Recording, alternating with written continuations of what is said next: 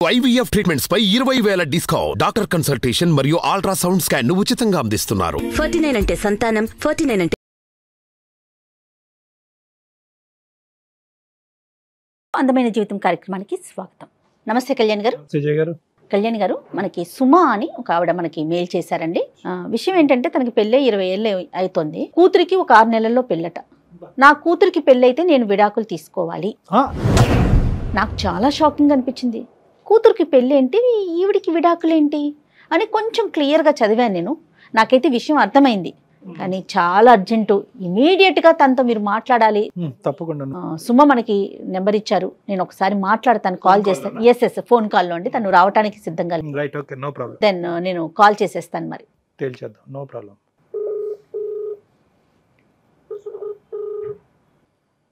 Hello, నమస్తే అండి, సుమగారా? అవునండి, ఎవరు? నేను జయానండి, అందమైన జీవితం ప్రోగ్రామ్ నుంచి కాల్ చేస్తున్నాను. మేడం మీ కాల్ కోసం చాలా రోజుల నుంచి వెయిట్ చేస్తున్నా మేడం. రైట్, అందుకనే ఇమీడియట్గా ఫస్ట్ మీతోనే మాట్లాడాలని చెప్పి ప్రయారిటీ మీకే ఇచ్చామండి. అయితే నాతో పాటు డాక్టర్ కళ్యాణ్ గారు కూడా ఉన్నారు స్టూడియోలో. ఫ్రీగా ఉన్నారండి? ఫ్రీగానే ఉన్నాను మేడం. మాట్లాడటానికి అవకాశం ఉంది కదా? ఉన్నాను మేడం. రైట్, డాక్టర్ గారితో ఒకసారి మాట్లాడండి.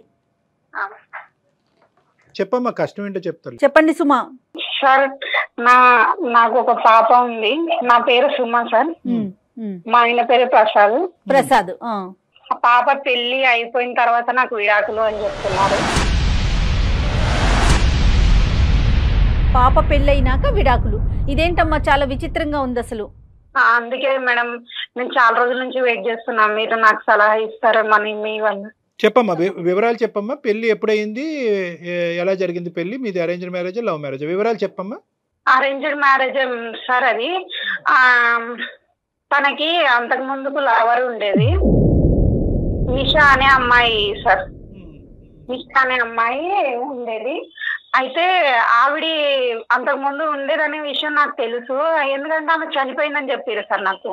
పెళ్ళైన టైంకి చనిపోయింది కాబట్టి మిమ్మల్ని చేసుకుంటున్నాం అని చెప్పారు. మీదైతే అరేంజ్డ్ మ్యారేజ్? అవును సార్.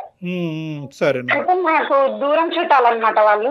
ప్రసాద్ వాళ్ళు వరుసకి బాగా అవుతారు సార్ నాకు. ఓకే. అయితే ఒక 6 నెలలు ఉంది సార్ నా పాప పెళ్లి. కాదమ్మా, పెళ్ళైనప్పుడు మీతో ఎలా ఉండేవాడు ఆయన ప్రసాద్? మీతో అంటే ఆ విషయాన్ని, ఇప్పుడు నిషా అనే అమ్మాయి చనిపోయింది అంటున్నారు, ఓకే, అది మర్చిపోయి సజావుగా అంటే మామూలుగానే ఉండేవాడా? మామూలుగా అంటే ఏదో వస్తున్నా తింటున్నా వెళ్తున్నా అన్నట్లే ఉంటుండే మేడం. కుటుంబ బాధ్యతలు అవి తీసుకోవటం అట్లాంటివి ఏం లేవు. ఏం చేస్తుంటాడమ్మా ఆయన? బాధ్యతలు అంటే కొంచెం నార్మల్ గా ఉంటుండే, అంటే ఆయన వల్ల ఇబ్బంది ఏం లేదు. నేను నేనైతే నార్మల్ గానే ఉంటుండే మేడం, నాతో గొడవ పడడం అవి ఇవి ఏం లేవు, కానీ బాగా తాగుతాడు మేడం. ఎందుకు తాగుతున్నావు అని చెప్తే మాత్రం నేను ఆ అమ్మాయిని మర్చిపోవడానికి, ఆ అమ్మాయి గుర్తొచ్చి నేను తాగుతాను అని చెప్పిండు. నేను కూడా అప్పటి నుంచి నేను ఏం అడగలేదు. నిషా అనే అమ్మాయి చనిపోవటం వరకు జరిగింది, కానీ ఇతని మనసులో స్థానం మాత్రం అలాగే ఉందన్నమాట, పదిలంగా. అంతే కదమ్మా? అవును సార్. పచ్చబొట్టు కూడా ఉంటది సార్. ఆమె ఎక్కువ ప్రేమించిన అని చెప్పేసి పచ్చబొట్టు పొడిపించుకున్నాడు గుండె మీద. గుండెల మీద. అయితే నాతో ఉంటాడు, కానీ ఆ అమ్మాయి గుర్తు వస్తుంది అది కూడా చెప్పిండు సార్. చెప్తే నేను కూడా నార్మల్ గానే ఉన్నా, ఏదో ఇంకా పెళ్లి అయిపోయింది అది అనేసి, ఆమె లేదు కదా అనేసి నేను కూడా ఆమె లేదన్నట్టే ఉంటున్నా. మీరు కంఫర్టింగ్ గానే మిమ్మల్ని ఒప్పించుంటారు. అతను ఏమొచ్చి తాగుతున్నాడు, అతను ఆ బాధల్లో కూరుకుపోతున్నాడు, అతను డైవర్ట్ చేయడం గురించి పెద్దలు ఏమొచ్చి, అమ్మ అదంతా అయిపోయిందమ్మా, అమ్మాయి చనిపోయిందమ్మా, దామ్మ దగ్గర బంధువులే చేసుకుందాం అనగానే నువ్వు తల ఊపావు. అంతే కదమ్మా? అంతే సార్. అయితే ఏంటంటే మనసులో ఉన్నదా లేదా, ఉంటే గింటే కనుక ఎలా తీయాలి అని అనుకుంటున్నాడు, తాగుడు ద్వారానే మర్చిపోవాలని అనుకుంటున్నాడు, ఒకప్పుడు తాగుడికే బానిస అవుతే కనుక ఫ్యూచర్ ఎలా ఉండబోతుందని లోతుగా నువ్వైతే విశ్లేషించలేదు, పెద్దలు ఒప్పించారు, చేసుకున్నావు. అంతే కదమ్మా? ఇప్పుడు తాగుడికి బానిస అయ్యాడమ్మా? రోజు కొడతాడా? కొట్టడం అలాంటివి ఏం చెయ్యదు సార్. తాగుతాడా? అంతే. రోజు? సార్. ఏంటమ్మా, వ్యాపారమా ఉద్యోగం అతను చేసేది? జాబ్ చేస్తారు సార్. ఇప్పుడు నీ బిడ్డకి 22 సంవత్సరాలమ్మా? 22 సంవత్సరు సార్. ఒకటే పాప? 6 నెలలలో పెళ్లి ఉంది. ఆ పెళ్లి అవగానే నాకు విడాకులు అని నాకు చెప్తున్నాడు సార్. నేను అసలు నేనేమైపోవాలి, నేను ఎక్కడికి వెళ్ళాలి, నాకేం తోచట్లేదు సార్. అన్నప్పుడు మా వరకు రాకముందు నువ్వు ఎవరి దగ్గరికి పోలే, అంతే కదా? పోలేదు సార్. నాకు ఎక్కడ ఎవరు చెప్పుకోవాలన్నా నా బాధ తెలియట్లేదు. నీకేమనిపిస్తుంది అంటే ఎందుకు ఇంత నిర్ణయం తీసుకున్నాడు అట్లా? నీకే అంటే నీ వరకు నీకేమన్నా తోచిందా తల్లి? నాకేం తెలీదు మేడం. అయ్యయ్యో, పాప వరకు చెప్పావమ్మా? పాపకి ఏమైనా అర్థమైందా ఇది? పాపకి తెలీదు, వాళ్ళకి తెలిస్తే ఏమవుతుంది ఏంటి అని. అతనితో ఒకసారి మనం మాట్లాడటానికి అవకాశం ఉంటుందా? నేను కాల్ చేయనా సార్? ఒకసారి కనెక్ట్ చేయండి సుమా. చేస్తున్నాను. మీరు మాట్లాడే వ్యక్తి ఆమె లేదా పిల్ల ఎక్కడి నుంచి వచ్చింది? దయచేసి లైన్ లో వేచి ఉండండి. చాలా మంది ఇలా ఉంటారండి. పిల్లలే ఇంపార్టెంట్. అంతే, పిల్లలే పిల్లలే. తను లేదే పిల్లలు లేరు, లేదా అతను లేదే. హలో, ఏమి టైంలో ఫోన్ చేసిన? ఎక్కడున్నారు మీరు? ఏదో బయట ఉన్నా చెప్పే వచ్చా కదా. నార్మల్ గా ఫోన్ చేశాను బావా. సరే. ఇక్కడ అందమైన జీవితం అనే ప్రోగ్రామ్ వాళ్ళు కాన్ఫరెన్స్ లో ఉన్నారు, కొంచెం మాట్లాడతారా? ఏంటిది? ఏం చెప్పారు? ఏం లేదు బావా, నార్మల్ గానే. భయపడిపోతున్నా. నమస్తే అండి ప్రసాద్ గారు నమస్కారం అండి. సారీ అండి, మీకు చెప్పకుండా మిమ్మల్ని మేము మీ కాన్ఫరెన్స్ కలపాల్సి వచ్చింది, వేరేలాగా అనుకోవద్దు. నేను జయానండి, అందమైన జీవితం ప్రోగ్రామ్ నుంచి, సుమన్ టీవీ నుంచి కాల్ చేస్తున్నాను. నాతో పాటు డాక్టర్ కళ్యాణ్ చక్రవర్తి గారు కూడా ఉన్నారు. ప్రసాద్ గారు నమస్తే అండి. సార్ నమస్తే సార్. మీకు చెప్పపెట్టకుండా ఫోన్ చేసినందుకు క్షమించండి. పర్లేదు సార్, చెప్పండి సార్. అంటే ఏం లేదు, చిన్న సందిగ్ధ పరిస్థితి, చిన్నదానాలో పెద్దదానాలో లేదంటే తెలియక అంశం తెలియని అంశం తెలియదు. కానీ ఇప్పుడు ఆవిడతో మీరు అన్నారంట పిల్ల పెళ్ళి అనేటటువంటిది ఎంత సంతోషకరమైనటువంటి అంశం, దాంతో పాటు మనకు కూడా మన ఇద్దరి మధ్యన కూడా గుడ్ బై అన్నారంట. మీరు ఏంటండి అది? ఇప్పుడు ఇన్నేళ్ళు మనసు చంపుకొని కాపురం చేశాను సార్. అంటే మా భార్యని తప్పుగా అనట్లేదు. ఒకటి, నా మనసుకు నచ్చిన అమ్మాయి, నేను మ్యారేజ్ కి ముందు ఒక అమ్మాయిని ప్రేమించాను. ఏంటి ఇప్పుడు ఆవిడ చనిపోయింది? సార్ ఇప్పుడు నేను 1997లో హైదరాబాద్ వచ్చాను సార్ కోర్స్ గురించి. Okay sir. అప్పుడు నాకు ఇక్కడ ఒక బస్ స్టాప్ లో ఒక అమ్మాయి పరిచయం అయింది. ఆ అమ్మాయి వచ్చి నర్సు సార్. ఓకే. నేను ఆ అమ్మాయి గాఢంగా ప్రేమించుకున్నాను సార్. ఎంత ప్రేమ అంటే ఒకరిని విడిచి ఒకరు ఉండలేనంత పరిస్థితి. అంటే నా కోర్స్ అయిపోయిన తర్వాత కూడా ఆమె కోర్స్ అయిపోవాలని చెప్పి ఆమె కోసం 3 ఏళ్ళు వెయిట్ చేశాను సార్. Okay okay. నేను ఎంతగా ప్రేమించానంటే మా తల్లిదండ్రులను కూడా అంతగా ప్రేమించాను సార్. అంత ఇష్టపడ్డాను ఆమెని. ఆమె కూడా మిమ్మల్ని, ఆమె కూడా నన్ను అంతే ఇష్టపడింది సార్. ఓకే. అది మేము మ్యారేజ్ చేసుకున్నామని ఇంట్లో వాళ్ళని ఒప్పిద్దామని చెప్పి, ఆమె మా ఇంట్లో వాళ్ళు నేను ఒప్పిస్తాను, మీ ఇంట్లో వాళ్ళు మీరు ఒప్పించండి అని చెప్పి మేము ఊరికి వచ్చేసాను సార్. నేను వచ్చేసిన తర్వాత ఒక 1-2 నెలలు అయింది సార్. ఆమె నుంచి ఏ రెస్పాన్స్ రాలేదు సార్ నాకు. ఇంకా నాకు నేను పిచ్చెక్కి ఏమైందని ఒక టీవీలో ఎదారితో ఆమె కోసం ఎంక్వైరీ చేశాను సార్. వాళ్ళ ఊరికి వెళ్ళాను. వాళ్ళ ఊరికి వెళ్తే ఆమె చనిపోయింది. లేదండి, వాళ్ళ అమ్మ వాళ్ళ నాయన కానీ ఎక్కడి నుంచి వచ్చారు, ఆమె చనిపోయింది, అందుకు వాళ్ళ అమ్మ వాళ్ళ నాయన కూడా వెళ్ళిపోయారు అని చెప్పారు. ఎవరు చెప్పారండి? వాళ్ళ స్నేహితులు, బంధువులు అట్లా ఎవరు? పక్కన ఇంటి దగ్గర ఉంటారు కదా. Okay okay. ఎలా చనిపోయింది? వాళ్ళు అది చెప్పలేదు మేడం. చనిపోయింది అని అంటేనే నేను ఆ షాక్ గురైనా మేడం. అసలు ఏమీ అడగలేదు మేడం. ఇంకా చనిపోయింది అంటేనే నా ప్రాణం ఇంకా లేదు మేడం అనుకుని ఇట్లు నెయ్యి తిరిగాను మేడం. ఏం చేయాలో తెలియట్లేదు. అప్పుడు ఒక తాగుడుకు బానేసాను, ఏం చేయాలో తెలీదు. ఇంకా అసలు డిఫరెన్స్ లేక వెళ్ళిపోయాను మేడం. మా అమ్మ మా నాన్న ఇంకా వీడిలాగా ఉంటే పిచ్చోడు అయిపోతాడని చెప్పి మా దూరప చుట్టాలమ్మాయి మేడం, మా బంధువులు సుమా మా దూర బంధువులు. కాకపోతే నేను ఒకటే చెప్పాను మేడం, వాళ్ళ అమ్మ వాళ్ళ నాన్నగారు చెప్పండి, నా మ్యాటర్ చెప్పండి, నేను ఇలా ఒక అమ్మాయిని ప్రేమించానని చెప్పి మళ్ళీ ఆ అమ్మగాని చెప్పండి ఒక మాట. ఎందుకంటే రేపు పొద్దున తెలిసినా గానీ మనస్పర్ధలు రాకూడదు మా ఇద్దరి మధ్యలో అని చెప్పాను మేడం. చెప్తుంటే ఈమె సరే అండి, సరే ఏం పర్లేదు అని. ఆమె అంటే నాకు ఎంత ఇష్టం అంటే నా ప్రాణం మేడం.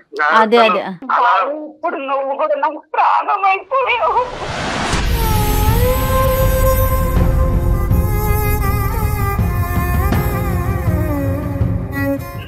నువ్వు ఏడవద్దు, నేనేం చేయాలి చెప్పు. ఇప్పుడు నేను ఇన్ని రోజులు ఉన్నా కదా మీకోసం 23 నుంచి ఉన్నా కదా, ఇప్పుడు నా కోసం నేను కానీ ఉండాలి కదా. ఇన్ని రోజుల నుంచి ఇదే అర్థం చేసుకున్నావా బావా నన్ను?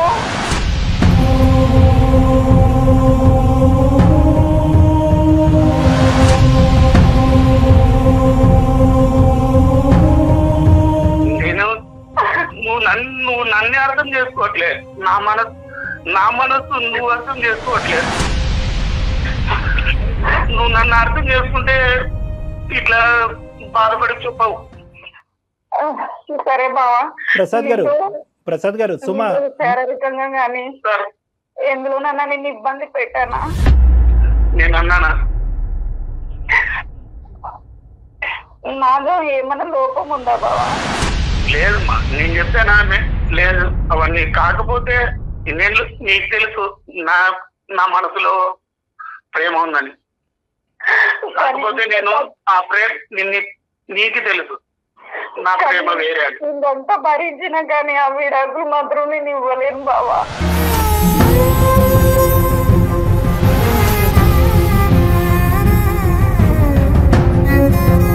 మేడం నాకు కొంచెం హెల్త్ బాగాలేకుండా మేడం, ఒక హాస్పిటల్కి వెళ్ళాను. ఓకే.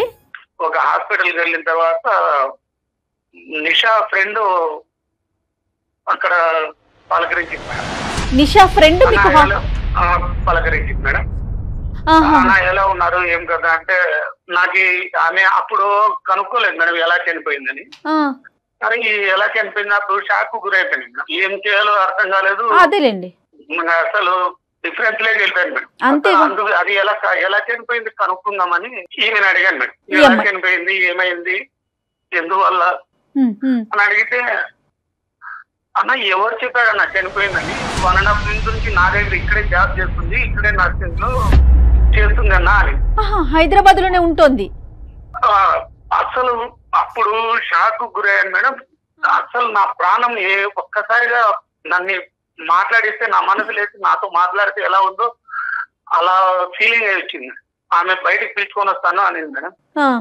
అన్న నేను నిజానికి పిలుచుకొని వస్తానన్నా, మీరు మాట్లాడండి, చాలా రోజులు అయింది కదా అంటేనే ఒక్కసారిగా ఏం చేశాను మేడం. అసలు అది ఎలాగంటే ఒక్కసారిగా నా ప్రాణం డబ్బని కనపడితే ఎలా ఉంటుందో అలా వచ్చేసింది మేడం ఎమోషన్. అదేలేండి. ఇప్పుడు ఆమె నా జీవితం అనుకున్నా, ఆమె నా సర్వస్వం అనుకున్నా, ఆమె ఒక్కసారిగా కనపడేదానికి ఏం చేయాలో అర్థం కాదు. మీరు మాట్లాడారా, చూసారా నిషాని? చూశాను మేడం, మాట్లాడారు మేడం, ఒకరికొకరు మాట్లాడుకున్నాం. తనకి పెళ్ళయిందండి? మ్యారేజ్ కాలేదండి, ఇంతవరకు చేసుకోలేదండి. మరి అసలు చనిపోయింది అని అంత పెద్ద మాట ఎలా క్రియేట్ చేశారండి వాళ్ళ ఊర్లో? అదే తెలియదు మేడం. అదే అడిగాను మేడం. మేము అక్కడ నుంచి ఇల్లు ఖాళీ చేసాము, అందువల్ల ఏమన్నా ఇలా చెప్పారు, రూమర్స్ పుట్టిస్తుంటే వచ్చేసారు. ఓకే. తనైనా మరి మీకోసం ట్రై చేసి ఉండాలి కదా, మీరు వెళ్ళారు అక్కడ దాకా, ఇన్ని సంవత్సరాలు ఎక్కడున్నారు ఏంటనేది మరి అప్పుడు అమ్మాయి ఏమన్నా ప్రయత్నం చేసిందటనా? అవన్నీ నేను అడగలేదు మేడం. ఇక చూసిన ఆనందంలో మీరు ఇంకా అక్కడ దాకా వెళ్ళలా, అమ్మాయి బతికింది, హ్యాపీ. నెక్స్ట్ ఏంటండి ఇప్పుడు? ఇంకోటి మేడం, ఆమెకైతే మ్యారేజ్ కాలేదనింది, నేను మ్యారేజ్ చేసుకున్నానని కూడా చెప్పలేదు మేడం ఆమెకి. అదేంటండి, ఇంకొక 6 నెలల్లో మీ పాపకి పెళ్లి పెట్టుకున్నారు కదా, పెళ్ళే అవ్వలేదని చెప్పకపోతే ఎట్లాగా ప్రసాద్ గారు? అంటే మీ ప్రసాద్ గారు, మీ బాధను నేను అర్థం చేసుకోగలను. ఇనీషియల్గా ఏంటంటే ఫోన్ కలపగానే నానా బూతులు తిడదాం అనుకున్నాను నేను అసలు మిమ్మల్ని. కానీ ఎక్కడైతే కనుక మీరు ఆ ప్రేమ అనేటటువంటి పదం, ఆ గాఢమైనటువంటి బంధం గురించి మాట్లాడారో ఆటోమేటిక్గా నేను సౌండ్లెస్ అయిపోయాను. జయ గారే అన్నీ అడిగారు. ఇప్పుడు మాత్రం నాకు ఇది నచ్చట్లేదు. మీకు పెళ్ళి అయిందనే అంశం ఏం దాచిపెట్టవలసిన అవసరం ఏమి? అంటే ఆ సిచ్యువేషన్ లో చెప్పలేకపోయాను సార్. ఆమె మ్యారేజ్ నా కోసం వెయిట్ చేస్తుంది. తను చేసుకోలేదు కదా, నేను చేసుకున్నానని చెప్తే ఎలా అర్థం చేసుకుంటుందో అని మీరు ఆగిపోయారు, అంతేనండి? అంతే మేడం. ఓకే. అంతేనా, లేదంటే ఆలోచించి తర్వాత చెప్దామని అనుకున్నారా? ఇప్పుడు పెళ్ళి అయింది ఒకటి ప్రసాద్ గారు, పెళ్ళి అయ్యిందా అని అడిగితే కనుక అయ్యింది అనేది మీరు దాచిపెట్టడానికి అంటే ఏమని చెప్పారు? అక్కడ అవ్వలేదని చెప్పారా, లేదంటే ఏదో చెప్పాలి కదా సమాధానం? అంటే సార్ అడిగితే అంటే నిదానంగానే ఇలా చెప్తామని ఇంకా అనుకున్నాను సార్. ఆమె మాట దాటేసేసారు. దాటి డైవర్ట్ చేశాను సార్. మరి స్వార్థం కదా సార్ అది. ఇప్పుడు వరకు ప్రేమ అన్నారు, జీవితం అన్నారు, ఆ అమ్మాయి నా సర్వస్వం అన్నారు. ఆ అమ్మాయి పక్కన భార్యని లైన్లో పెట్టి పాపం ఆ అమ్మాయి ఇంకా బతుకుంది. అది గ్రేట్. మీ ఆవిడకి శతకోటి వందనాలు. అవును మేడం, శతకోటి వందనాలు మీ భార్య గారికి. ఆవిడకి పాదాభివందనాలు చేయాలి నిజంగా. ఎందుకంటే కనుక ఒక ఆడది 20-21 సంవత్సరాల పాటు భర్త మనసులో వేరే వాళ్ళ స్థానంలో పెట్టుకున్న భర్త 1-10 సార్లు పక్కన పడుకున్నా, కుర్చీలో కూర్చున్నా, భోజనం వడ్డిస్తున్నా, ఇవన్నీ కూడా నువ్వు నాకు సేవకురాలుగానే చేస్తున్నావే కానీ నీ మనసులో నీకు స్థానం లేదు అనేటటువంటి మాట వింటూ భరిస్తూ ఆవిడ ఇక్కడి వరకు ప్రయాణం చేస్తుంది. చూడండి, ఈ దరిద్రమైనటువంటి న్యూస్ వినటం గురించి ఆవిడకి హ్యాట్స్ ఆఫ్ నిజంగా. కేవలం దాచిపెట్టడానికి కారణం ఏంటంటే మీకు ఒక ప్లాన్ ఆఫ్ యాక్షన్ అనేది ముందుగానే క్రియేట్ అయింది. ఏంటంటే ఇక్కడికి రావాలి, ఇక్కడికి మీ భార్యకి ఏదైతే ఇప్పుడు ఒక బ్రేకింగ్ న్యూస్ చెప్పారో గుడ్ బై చెప్పాలి అనేటటువంటిదా. అందుకే సరే ఇప్పుడు మా ఆవిడకి ఆల్రెడీ తెలుసు సార్. ముందే నేను మ్యారేజ్ ముందే అని చెప్పాను. నా మనసు ఆవిడ చనిపోయిందని కదా తెలుసు సార్. గురుగారు, నేను చాలా ముదురు క్యాండిడేట్. నాకు ఇలాంటి అంశాలు నాకు బాగా తెలుసు. ఏమని చెప్పారు? ఆ అమ్మాయి నా మనసులో ఉందనే చెప్పారు కానీ రేపొద్దున చచ్చి ఆ అమ్మాయి బతికిన తర్వాత నీకు విడాకులు ఇస్తానని చెప్పారా? లేదంటే మన అమ్మాయి పెళ్ళిడికి వచ్చి పెళ్ళి అవుతే కనుక విడాకులు ఇస్తానని చెప్పారా? అది ఒప్పంద పత్రం రాసుకున్నారా? మూడు ముళ్ళు వేసుకునే టైంలో పెద్దవాళ్ళకి చెప్పారా? సార్ ఒకటి సార్, చనిపోయిన అమ్మాయి బతికొస్తుందని నేను అనుకోలేదు కదా. అనుకోనప్పుడు ఇప్పటికి కూడా చనిపోయిందని అనుకోవాలి. Point to be noted sir. అసలు ఈ విషయం సుమాకి తెలుసా? ఈ అమ్మాయి నిషా బతికుందన్న విషయం నాకు అదొక డౌట్ వస్తుంది. అమ్మ తను సైలెంట్ అయిపోయింది కదా. సైలెంట్ అయిపోయి ఏంటమ్మా నిషా బతుకుందంట. నాకేం మాట్లాడాలో కూడా అర్థం కావట్లేదు సార్. ఇన్ని రోజులు నేను సైలెంట్ గా ఉన్నా అని చెప్పి ఇక్కడ దాకా తీసుకొచ్చిన వాళ్ళు. ఇప్పుడు మిలియన్ల నుంచి నీకు తెలుసు, నా మనసు తెలుసు, ఎప్పుడన్నా ఇప్పుడైనా ఇంకా ఎప్పటి నుంచో సాగుతుందా ఈ రంకు వ్యవహారం?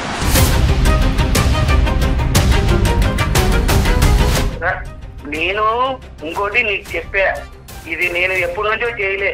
ఇంకోటి ఇప్పుడు ఆ అమ్మాయి ఇప్పుడు ఇదిగా నేను నీతో చెప్తున్నా, ఇంతవరకు నీకు చెప్పలే, ఇప్పుడు చెప్తున్నా. ఇప్పుడు అది సారోళ్ళు అడిగితే చెప్పా.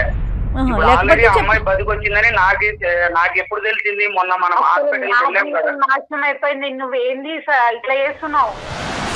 నేనేమైపోవాలి? కూతురు పెళ్లి పెట్టుకొని ఈ వయసులో పెళ్లింది నీకు. మేమేమైపోవాలి? అల్లుడేమంటాడు? పరువు ఏమైపోతుంది? అది కూడా సమస్య కాదు. ఇప్పుడు సమస్య అంటే ఇప్పుడు ఇన్నేళ్ళు మీకోసం, ఇప్పుడు నా కోసం నేను ఉండాలి కదా. నా కోసం అంటే నీకోసం ఏంటండి? అంటే నువ్వు సంతోషంగా ఉండాలి, పెళ్లి చేసేసి నీకు కడుపును పుట్టిన బిడ్డ నీ కూతురు సంతోషంగా ఉండాలి. మరి మిమ్మల్ని నమ్ముకుని వచ్చింది సుమా, తన పరిస్థితి ఏంటి? ఎలా సంతోషంగా ఉంటది? ఎలా ఉంటది అది? కరెక్ట్ అమ్మా. సుమా ఒక్క నిమిషం నాన్న. ప్రసాద్ గారు, నాకు అన్నయ్య తమ్ముడు మీరు తెలియదు కానీ తమ్ముడు ఒక్క నిమిషం వినండి. ఏంటి మీ కోర్స్ ఆఫ్ యాక్షన్ ఏంటి చెప్పండి. ఇప్పుడు ఇది ప్లాట్ఫాము. ఇప్పుడు ఆ అమ్మాయికి ఏంటంటే చాలా పెద్ద గిఫ్ట్ ఇచ్చారు మీ భార్యకి. మీ భార్యకి పాపకు కూడా ఇద్దరికి చాలా పెద్ద గిఫ్ట్ ఇచ్చారు మీరు, రిటర్న్ గిఫ్ట్. ఏం చేద్దాం అనుకుంటున్నారు? నెక్స్ట్ ఏంటి? అసలు మీ నోట్లోంచి ఇంకా ఏం రాలేదు. ఎలా కంక్లూడ్ చేద్దాం అనుకుంటున్నారు ఈ వ్యవహారాన్ని? ప్రేమ వర్సెస్ పెళ్లి. సార్ ఇంకోటి, నేనైతే మనసు మా అమ్మ నాన్న చేసింది మ్యారేజ్ సార్ ఇది. యాక్చువల్లీ ఇంకోటి ఎందుకంటే మాకి ఒక సిస్టర్ ఉంది సార్, ఒక తమ్ముడు ఉన్నాడు సార్. వాళ్ళని దృష్టిలో పెట్టుకొని చేసుకున్నాను సార్ మ్యారేజ్. ఎందుకంటే రేపొద్దున అమ్మా నాన్న ఏమన్నారంటే రేపొద్దున వాళ్ళకి చేస్తే పెద్దోని మ్యారేజ్ కాకోకుండా చెల్లెలు తమ్మునికి ఎలా చేస్తారు అని అడుగుతారు, ఏదైనా లోపాలు ఉంటాయిరా అని అడుగుతారా, మన దూర బంధువులే అని చెప్పింటేనే మ్యారేజ్ చేసుకున్నాను సార్. ఒక బలిపశువు దొరికింది కాదు ప్రసాద్ గారు, ఒక బలిపశువు దొరికింది కట్టేసారా తాడు అని చెప్పారా? అంటే అంతా మీ స్వార్థమేనండి. మీ చెల్లెలికి, మీ తమ్ముడికి, మీ అమ్మకి, మీ నాన్నకి, మీ పుట్టిన బిడ్డ వీళ్ళే సంతోషంగా ఉండాలి. బయట నుంచి వచ్చిన మరి ఆ పిల్ల పరిస్థితి ఏంటి? ఆ అమ్మాయి గురించి ఆలోచించరా? ఏం మాట్లాడుతున్నారండి ప్రసాద్ గారు మీరు? అసలు మేడం నేను ఎంత స్వార్థంగా మాట్లాడుతున్నారో తెలుసా? మీరు నా ఎమోషనల్ అర్థం చేసుకోవట్లేదు. ఏం ఎమోషన్? మరి అలాంటప్పుడు ఆ రోజు స్ట్రాంగ్ గా చెప్పాల్సింది, నాకు ఈ పెళ్లి వద్దంటే వద్దని కూర్చోవాల్సింది. ఒక్క నిమిషం సార్. ఇప్పుడు వరకు మీరు జర్నీ చేసినటువంటి పీరియడ్ ఆఫ్ టైం 22 years గురుగారు.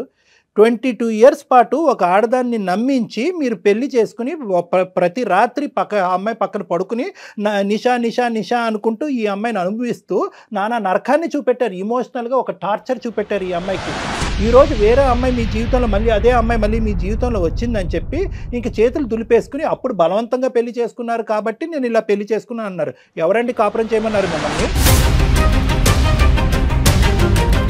నేను మా సంసార జీవితంలో ఆమెకి ఏ రోజైనా నేను ఏదైనా తాగినా తిన్నా ఏ రోజైనా కొట్టానా తిట్టానా?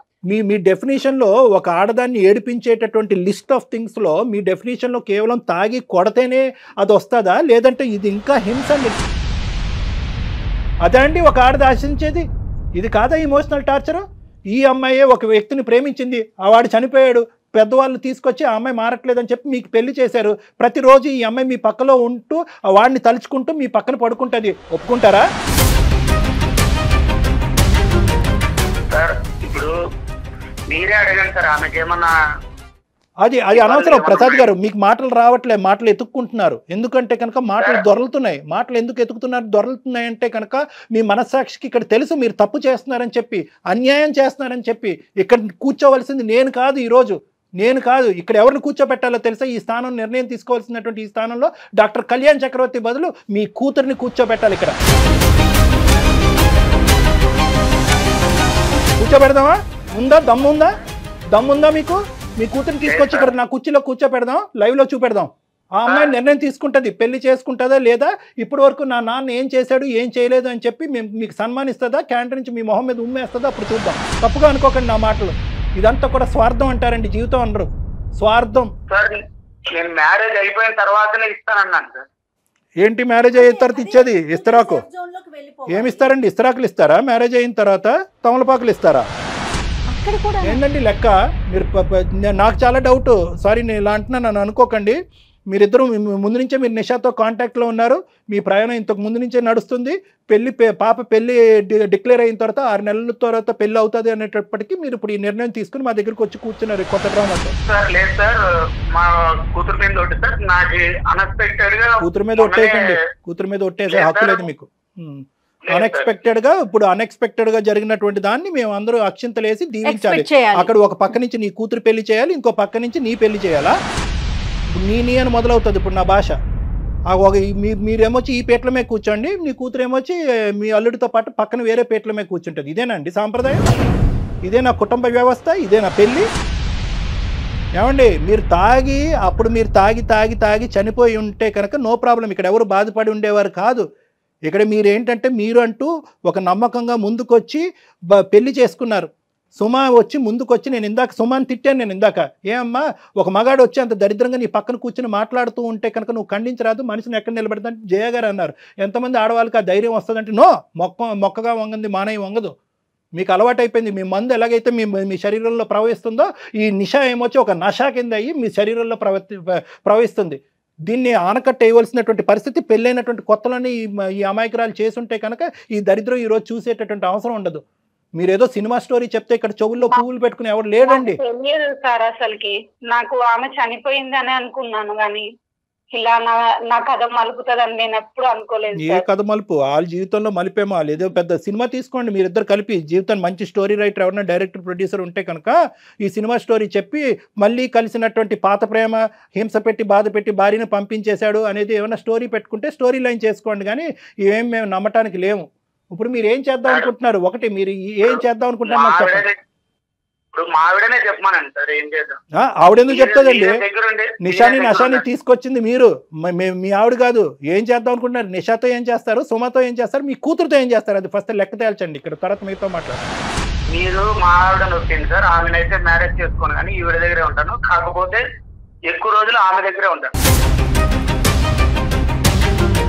గాడిది గుడ్డేం కాదు. ఇప్పుడు ఏం మాట్లాడుతున్నారు మీరు? ఏంటండి మాట్లాడేది మీరు? అంటే ఏంటి భార్యని ఇక్కడ పెట్టుకుని పక్కన ఇంకో దాన్ని ఉంచుకుంటారా? మీరు ఎన్ని రోజులు వస్తారో మాకు అర్థమైందిలేండి. ఇంకా అక్కడే తెచ్చేస్తారు. ఇక్కడ రావడానికి మీకు డెస్టినేషన్లో ఇక్కడ ఏం లేదు కదా మీకు అట్రాక్షన్. అయిపోయింది, వాడేసుకున్నారు. 20 years పాటు తాగారు, వాడుకున్నారు, వాడుకున్నారు. సుమా వింటున్నావమ్మా ఆయన ఏమంటున్నారు? అలాగని ఎలాగంటారు సార్? ఇంకోటి ఒక అమ్మాయి మనకు నచ్చిన అమ్మాయి దగ్గర ఉంటానని అనుకోవచ్చు కదా సార్ మీరు? నేను కూడా మీరు నాకు మనసు నచ్చారనే కదా నేను చేస్తున్నా మీతో సంసారము. అంటే మీరు ఏమనుకుంటున్నారు ఇప్పుడు?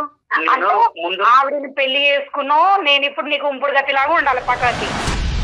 నువ్వు ఆమె మ్యారేజ్ చేసుకోను, నిన్ను వదిలిపెట్టాను. నువ్వు అంతగా పెళ్లి కాలేదనేసి నువ్వు ఆమె ఎంట పడతావా? ఇప్పుడు నాకు పెళ్లి అయ్యింది, నాకు ఒక పాప ఉంది అని అన్న తర్వాత నా మీద మోజు తీరింది. నీకు ఆమె మీద కనుక ప్రేమ ఉంటే నువ్వు నా పక్కలోకి రాకపోతుంది. బిడ్డను కూడా కనకపోతుండే.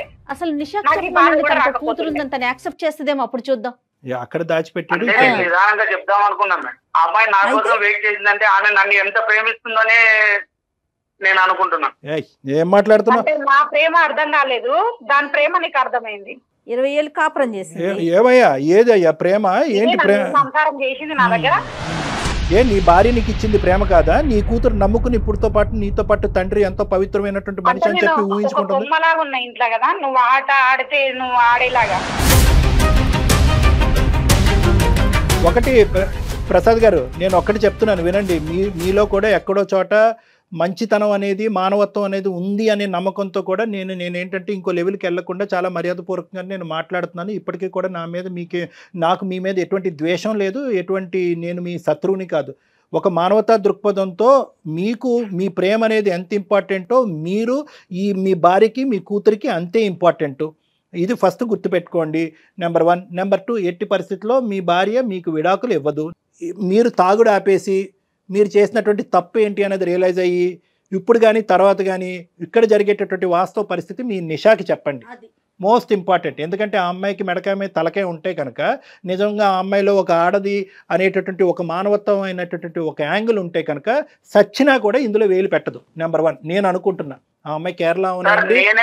నేనైతే ఒకటే అనుకుంటున్నా, నేనైతే ఆమె నన్ను ఇప్పటికీ ఇష్టపడుతుంది కాబట్టి. సార్ ఒక్క నిమిషం, మీరేమన్నా ఊహించుకోండి గురుగారు. ఎందుకంటే మీ ప్రేమ అనేటటువంటి దాని మీద మీకు చాలా బలమైనటువంటి నమ్మకం ఉంది కాబట్టి మీరు ఎన్నన్నా కథలల్లుకోండి, ఏమన్నా ఊహించుకోండి. కానీ నా ప్రేమ కనిపిస్తలేదు సార్, ఆమె ప్రేమనే కనిపిస్తుంది. అది ఒక మత్తమ్మ నషా పెట్టింది ఇక్కడ. ఒక్క నిమిషం వినండి, నేను చెప్పేది ఆ మత్తు తీరాలంటే నేను లెక్క చెప్తాను. ఒక్క నిమిషం. నీ భార్య అయితే విడాకులు ఇవ్వదు. నెంబర్ 1. నిషాకి చెప్పండి. నిషా నేను అనుకోవటం 210% వద్దురా బాబు, ఎందుకంటే నేను ఒక ఆడదాన్ని, ఆ అమ్మాయి కూడా ఒక ఆడదే. 40 సంవత్సరాల క్రితం నాది ప్రేమ అంటే కనుక మంది 3 సంవత్సరాల ప్రేమ, నీ భార్యది 22 సంవత్సరాల పాటు ప్రేమ. అక్కడ మీ ఇద్దరు సాక్ష్యంగా ఒక ఆడపిల్ల ఉంది, పెళ్లి కావాల్సినటువంటి ఆడపిల్ల ఉంది అని చెప్పి నీకు స్పెషల్గా ఒక బంగారు ప్లేట్లో గడ్డి పెడుతుంది. కాబట్టి ఇక్కడ ఒకవేళ ఆమె ఒప్పుకుంటే సార్ ఆమెకి బుద్ధి అనుకోవాలి. అదే అందుకని దశల వారిగా చెప్తానని అంటున్నానుగా. ఫస్ట్ అది ప్లాట్ఫామ్.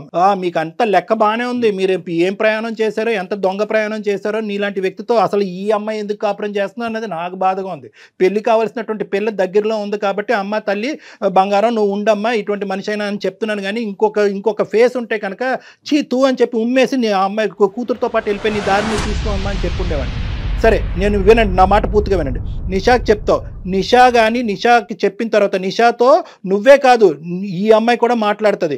మాట్లాడకపోతే మేము ఇక్కడ ఉండి మేము మీ ఇద్దరితో నిషాతో అందరినీ కూర్చోపెట్టి మేము మాట్లాడతాం. నిషాకి ప్రత్యేకంగా తెలియవలసినటువంటి అవసరం ఉంది. ఇంత వాడి వేడి ఉండేటటువంటి దాంట్లో ఆ అమ్మాయి వేలు పెడితే కనుక మళ్ళీ కేరళ పారిపోద్ది అమ్మాయి. సో కాబట్టి నేను చెప్తున్నాను, అది ఒకటి. ఒకప్పుడు మీరు అన్నటువంటి సందిగ్ధమైనటువంటి సూపర్ కాంప్లికేటెడ్ క్వశ్చన్ ఏదో అడిగానని మీరు ఫీల్ అవుతున్నారు కదా. ఒకప్పుడు నిషా ఒప్పుకుంటే అసలు నిషా ఎవరండి ఒప్పుకోవటానికి ఒప్పుకోకపోవటానికి? ఆ అమ్మాయికి ఎంత దమ్ము ధైర్యం ఉంటే కనుక మీ జీవితంలో వేలు పెడుతుంది. అప్పుడు ఏం చేస్తానో తెలుసా, నా పాను నా కింగ్ని తీసుకొస్తాను. ఎవరంటే కనుక మీ అమ్మాయిని, ఆ అమ్మాయిని రంగంలో దింపి వినండి నిజంగా మీకు తండ్రి అనేటటువంటి ఒక గౌరవము, కూతురు అనేటటువంటి ఒక ప్రేమ ఉంటే కనుక, దమ్ము ఉంటే కనుక మీరు ఈరోజు ఇదే అంశాన్ని నాతో కాదు మీ కూతురుతో డిస్కస్ చేయండి.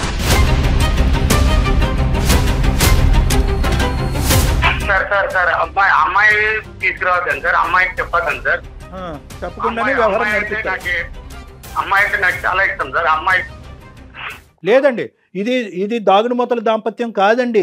ఇక్కడ ఏంటంటే అందరికీ ఇదేదో మీరు సీక్రెట్గా ఏదో పాత ప్రేమ మళ్ళీ పులకరించింది అనేటటువంటి మత్తులో ఏంటంటే మొత్తం అందరినీ కప్పేసి భార్యను ఒప్పించేసి ఇప్పుడు వరకు భరించినటువంటి 100 సార్లు 1000 సార్లు 1,00,000 సార్లు నిషా అనేటటువంటి పేరు తీసుకొచ్చినా కూడా ఏమీ కదలకుండా మెదలకుండా నా భార్య ఉంది కాబట్టి ఇప్పుడు ఈ కొత్త మళ్ళీ నిషాని ప్రవేశపెడితే కనుక రామ మహాలక్ష్మి అని చెప్పి స్వాగతిస్తుందని చెప్పి మీరు ఈ డ్రామా ఆడారు. ఇక్కడ ఎక్కడ కూడా ఏది దాచిపెట్టలేం. మీ తల్లిదండ్రులకు తెలుస్తుంది, ఆ అమ్మాయి తల్లిదండ్రులకు తెలుస్తుంది, నిషాకి తెలుస్తుంది, మీ కూతురికి తెలుస్తుంది, సమాజంలో ఎవరైతే కనుక మీ ఇద్దరి జీవితంలో ఉండేటటువంటి ముఖ్యమైనటువంటి వ్యక్తులు ఎవరైతే ఉన్నారో అందరికీ తెలుస్తుంది. ఇది సీక్రెట్గా ఉంచేటటువంటి అంశం కాదు. ఇంత రిస్క్ అయినా కూడా నేను తీసుకోవటానికి నేను మగాడిని నేను ఇది అని అనుకుంటే కనుక మీరు రెడీగా ఉండండి, మేము రెడీగా ఉంటాం. ఇంకా 4వ ఫేస్ ఒకటి కూడా చెప్తాను, 4వ ఫేస్ కూడా చెప్తాను, కూతురికి చెప్పదని. 4వ ఫేస్ ఏంటంటే కనుక ఇది నా పరిధిలో లేనటువంటి 4వ ఫేస్. అదేంటంటే పోలీసులు, లాయర్. ఆ ఫేస్కి కూడా మీరు మెంటల్గా ప్రిపేర్ అవ్వండి. ఇన్ని దాటుకుని మీరు ఆ నిషాన్ని కాపాడుకునే ప్రయత్నం చేస్తారా? ఎవడ కర్మ రాసి పెట్టుందని చెప్పి మేము వదిలేస్తాం. లేదు సార్, నాకు ఇప్పుడు బుద్ధి గడ్డి తిన్నాను, నాకు ఇప్పుడు కనువిప్పు కలిగింది, జీవితం అంటే ఏంటి, పెళ్ళి అంటే ఏంటి, భార్య అంటే ఏంటి, కూతురు అంటే ఏంటి అర్థమైందని అనుకుంటే కనుక ఎస్ రెడీ, మేము వెనక్కి తగ్గిపోతాం, మీ భార్యని మీ కుటుంబాన్ని మీరు కాపాడుకోండి. సార్ పోలీసులు కేసులు ఇవన్నీ ఎందుకు సార్? అందుకే కదా సార్ నేను నా భార్యకి చెప్పాను, ఒకసారి మీరు వినండి సార్ ఆమె ఏం చెప్తుందో. ఏం చెప్తాది? ఆమె చెప్పేది ఏం లేదు, ఆ అమ్మాయి మాట్లాడి మేము మాట్లాడాం, ఇదే లెక్క. సుమా నువ్వేం చెప్తావమ్మా? ఆవిడేం కేసు పెట్టాలి మేడం. కేసు పెట్టాలి. Very good. కేసు పెట్టాలి, తప్పకుండా పెట్టాలి. నేను వస్తాను నీతో పాటు. నువ్వు స్ట్రాంగ్ గా మాట్లాడాలి తల్లి, నువ్వు స్ట్రాంగ్ గా మాట్లాడాలి. కాబట్టి ఇప్పుడు ఇక్కడ దాకా తీసుకొచ్చావు. అవును మేడం. ఇప్పటికైనా మారాలి. ఇంకా ఎన్ని రోజులని కప్పి పెడతారమ్మా, ఎన్ని రోజులని కప్పి పెట్టుకుంటారు ఇలాంటి విషయాలన్నా? డాక్టర్ గారు చెప్పినట్టుగా నేనేమనుకున్నా అంటే ఉన్నాడు కదా ఏదో ఉంది, నన్ను చేసిర్రు, మా అమ్మ వాళ్ళ పరువు పోకూడదు. తల్లి అమ్మ పరువు నీ ఒక్కవైపే కాదు కదా, రెండు వైపులా ఉండాలి. నేను గాని మా అమ్మ మా నాన్న కోసము ఇప్పుడు మన కూతురు కోసమే కదా నేను గాని ఉన్నాను. ఇప్పుడు నీకు సిగ్గుందా? నీ కూతురు పెండ్లి పెట్టుకుని మరి అట్లా చేసుకున్నావు? ఒక్క మాట పొద్దున్న ఆ పిల్లని వాళ్ళ అత్తవారింటి వాళ్ళు సరిగ్గా చూసుకుంటారా? వాళ్ళ ఇంట్లో ఎట్లా అవుతుంది? మీ అమ్మ మీ నాన్న విడిపోయిండ్రు, నువ్వు కూడా ఇట్లనే. ఆమెకి ఎంత టార్చర్ ఉంటది, ఆమె కూడా ఇట్లనే అయిపోవాలా? ఆమె జీవితం గురించి ఆలోచించినావా? ప్రసాద్, నేను ఒకటి సింపుల్ గా చెప్తున్నాను, నువ్వు ఏదన్నా మత్తులో ఉండుండొచ్చు, నా మాట విను ఒకసారి ఆలోచించు. ఇందాక నేను మొదలు పెట్టిన మాటతోని ఇప్పుడు ఎండ్ చేస్తున్నాను. నేను నిషా ఇప్పటికీ కూడా చనిపోయింది, ఇదే ఒక్కటే పాయింట్. ప్లీజ్ ఆమెను బతికించద్దు, ప్లీజ్ ఆమెను బతికించద్దు. అంటే నేను ఏమంటున్నానంటే మానసికంగా చెప్తున్నాను. ఆ అమ్మాయి ఏదో ఆ అమ్మాయి జీవితాన్ని కొనసాగుతుంది, ఆ అమ్మాయి పెళ్లి చేసుకుంటుందా ఇంకోటి చేసుకుంటుందా అనేటటువంటిది ఆ అమ్మాయి ఇష్టం, ఉద్యోగం చేసుకుంటుంది. నువ్వు డిస్టర్బ్ అయ్యి దయచేసి ఆ అమ్మాయిని డిస్టర్బ్ అవ్వద్దు, మీరిద్దరు కూడా ఎటువంటి కాంటాక్ట్లో ఉండద్దు. ఒకప్పుడు కాంటాక్ట్ గురించి ఇలా పరితపించిపోతుంటే కనుక నేను ఒకడిని ఉన్నాను, నేను మీ ఇద్దరికి కూర్చోపెట్టి ఏది కరెక్ట్ ఏది రాంగ్ అని చెప్పి మిమ్మల్ని ఇద్దరిని పూర్తి స్థాయిలో జీవితాంతం విడగొట్టేటటువంటి ప్రయత్నం చేస్తాను. సిగ్గు లేకుండా చెప్తున్నా, విడగొట్టేటటువంటి ప్రయత్నం చేస్తాను నిన్ను నిషాని. ఎందుకంటే ఒక కుటుంబాన్ని, ఒక వ్యవస్థని, ఒక మ్యారేజ్ని కాపాడుకోవాల్సినటువంటి ప్రయత్నంలో ప్రేమని చంపటంలో ఎటువంటి తప్పు లేదు.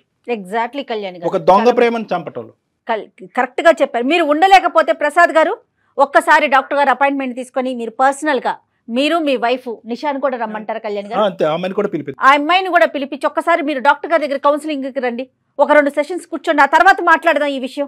ఇది చాలా మంచి గడియలు.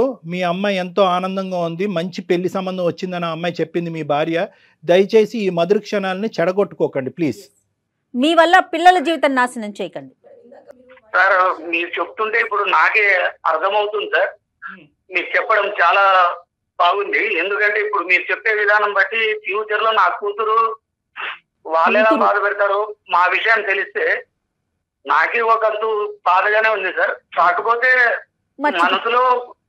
మనసులో ఒక ఆమెను పెట్టుకొని అంటే ఇలాగే ఒకటే సింపుల్ ఎలాగున్నానో అలాగే ఉండాలని. ప్రసాద్ గారు, ఇలాంటి చాలా కేసులు నేను చేశాను. నేను ఒకటే చెప్తున్నాను, నష వదలాలి అంటే కనుక మీకు మందు అనే నష కూడా వదలాలి. ఈ రెండు సైమల్టేనియస్ గా జరిగితేనే మీరు నిషాని మర్చిపోగలరు.